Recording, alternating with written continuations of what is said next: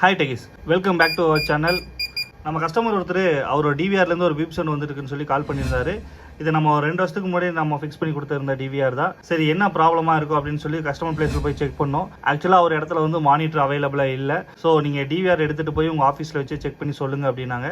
சரின்ட்டு நம்ம DVR office எடுத்துகிட்டு வந்துட்டோம். இந்த மாதிரி பீப் சவுண்டு வருது அப்படின்னாவே மோஸ்ட்லி வந்து நம்ம செட்டிங்ஸில் வந்து சில இஷ்யூஸ் வரும்போது ஆட்டோமேட்டிக்காக பீப் சவுண்ட் வர மாதிரி நம்ம செட் பண்ணி வச்சுக்கலாம். இன்பில்ட்டாகவே எதுக்கு இந்த மாதிரி வரும் அப்படின்னா, நீங்கள் ஐபி அட்ரஸ் வந்து மாற்றி கொடுக்குறீங்க, அதாவது ஆல்ரெடி ஃபிக்ஸ் பண்ணிட்டோம், ஐபி அட்ரஸ் கான்ஃப்ளிக்ட் ஆகுது அப்படிங்கிற இஷ்யூக்கு வரும். அதுக்கு முன்னாடி ஹார்ட் டிஸ்க்கு ப்ராப்ளமாக இருக்குது, ஹார்ட் டிஸ்க் ஒர்க் ஆகலை அப்படின்னாலும் இந்த மாதிரி பீப் சவுண்டு வரும். அதே மாதிரி மோஷன் டிடெக்ட் ஆனாலும் நம்ம இது மாதிரி வச்சுக்கலாம். ஸோ இது வந்து நம்ம வச்சுக்கிற செட்டிங்ஸ் தான். இப்போது இந்த டிவிஆரை நம்ம ஆஃபீஸ் எடுத்துகிட்டு வந்துட்டோம். இது இப்போ ஆன் பண்ணி பாஸ்வேர்ட் போட்டு செக் பண்ணி பார்த்தோம். நீங்கள் டிவிஆரை மானிட்டரில் கனெக்ட் பண்ணிவிட்டு ஃபஸ்ட்டு வந்து ரெக்கார்டிங் கரெக்டாக இருக்கா அப்படின்னு சொல்லி செக் பண்ணலாம். இக்வேஷனை பொறுத்த வரைக்கும் ரெக்கார்டிங் ஆப்ஷன் வந்து இங்கே ரைட் சைடில் காமிக்கும். அதாவது இப்போ நோட்டிஃபிகேஷன் பெல் காமிக்கிற மாதிரி இது ரைட் சைடில் வந்து ரெட் கலரில் வந்து ஒரு சிம்பிள் காமிக்கும். அந்த சிம்பிள் இருந்தால் தான் ஹார்ட் டிஸ்க் ரெக்கார்ட் ஆகிட்டு இருக்குன்னு அர்த்தம். இப்போ நமக்கு எந்த கேமராலையுமே அந்த சிம்பிள் காமிக்கலை.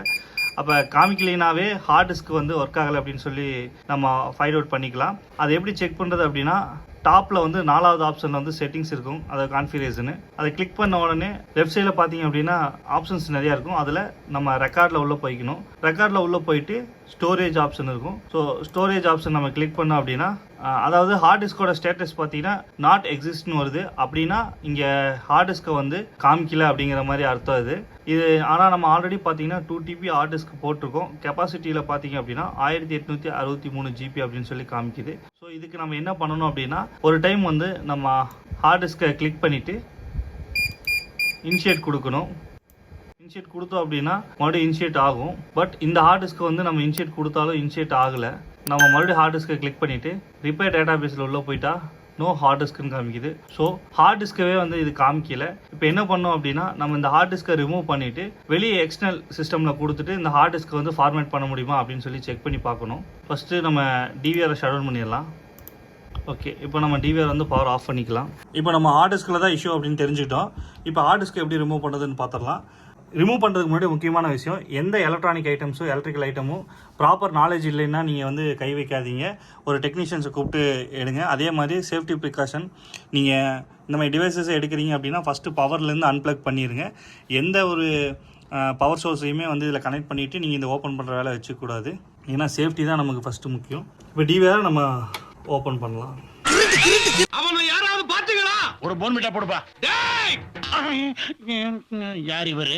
ஏன் இவ்வளவு கோவமா இருக்காரு? அந்த அநியாயத்தை ஏன் கேட்குறீங்க? இந்த சவுண்டு வேண்டான்னு சொல்லி எடிட்டர்கிட்ட படித்து சொன்னேன். கேட்டானா அவன் நல்லா இருக்குன்னு என்னவே பிரெயின் வாஷ் பண்ணி வச்சுட்டான். கடைசியில் கமெண்ட்டில் வந்து எல்லாரும் A to D காப்பின்னு என்ன கழுவி ஊற்றுறாங்க. எல்லாத்துக்கும் காரணம் இந்த எடிட்டர் தான். Fan full dust.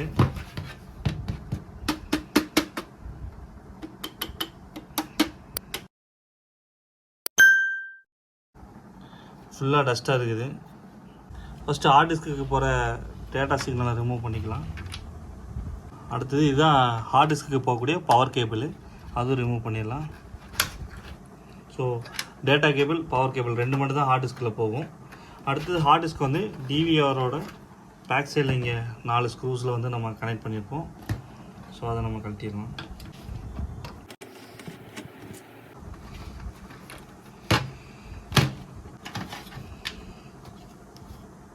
கண்டினியூஸாக நமக்கு ஹார்ட் டிஸ்க் ரன் ஆகிட்டே இருக்கிறதுனால இந்த மாதிரி பிளாக் அடிச்சிருக்கோம்.